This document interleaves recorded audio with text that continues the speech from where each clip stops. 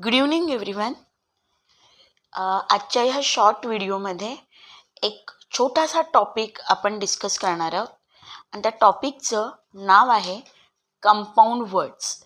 Okay, compound word हा खूप सोपा असा टॉपिक आहे आणि प्रत्येक एक्झाममध्ये अगदी 5th स्टँडर्डपासून 4th स्टँडर्डपासून 10thपर्यंत हा क्वेश्चन 1 किंवा 2 मार्क्ससाठी प्रत्येक एक्झाममध्ये विचारला जातोच.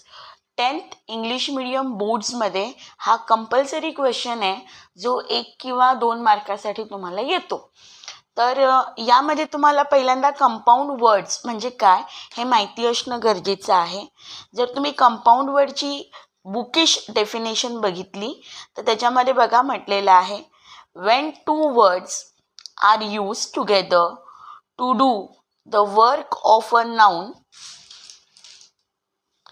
or an adjective, they are known as compound words.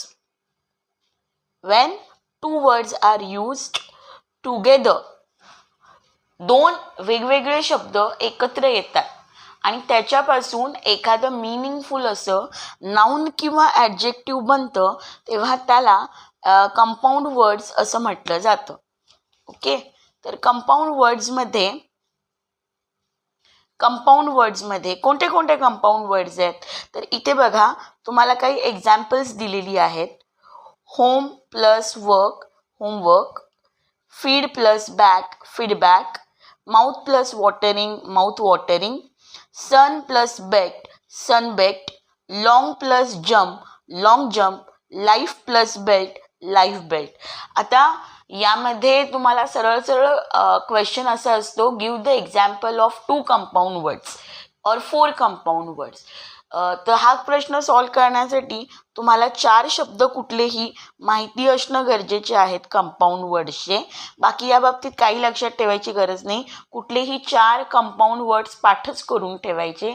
सगळ्यात सोपे वर्ड्स आहेत त्याच्यामध्ये. आता हे तर आहेत, हे तुमच्या स्क्रीनवर तुम्हाला दिसतच असतील. याशिवाय सोपे वर्ड्स म्हणजे sunflower, rainbow, textbook, blackboard, football. These are easy compound words which you can remember easily. मला वाटतं की मी हे तुम्हाला हा जो छोटासा टॉपिक इथे शॉर्ट्समध्ये सांगितला आहे तुम्हाला समजला असेल. याबद्दल काही डाऊट असतील तर मला कमेंटमध्ये सांगा. Thank you very much. Keep watching.